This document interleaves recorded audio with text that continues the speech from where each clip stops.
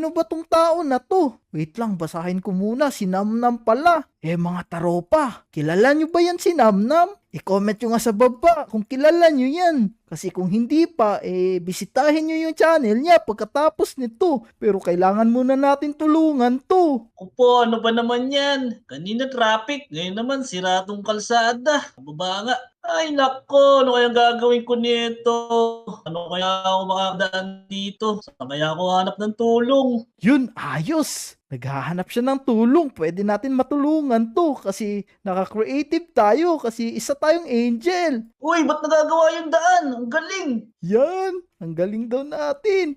Tara, buuhin natin to para makadaan na siya. Siguro mayroong guardian angel na tumutulong sa akin kasi mabait tayo. Yun, tuwang-tuwa siya oh. Yun, makakaalis na ako. Yun, ang saya niya. Natulungan natin siya. Kaya sana, huwag niyo kalimutan i-like tong video na to. I-like nyo na para mas marami pang matulungan si Sonny na tao. Pero parang wala ng tao dito sa Lodi Island ah.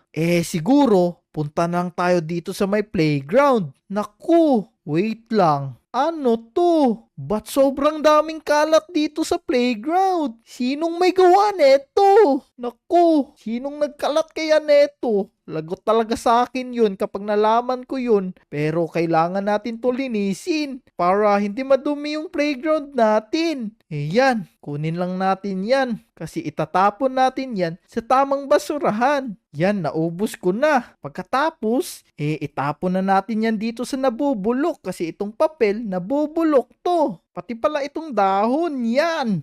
Nabubulok yan. Tapos ito namang plastic, itapon natin ito dito sa hindi nabubulok, sa plastic. Ayos. Mga Lodi, tama ba yung ginawa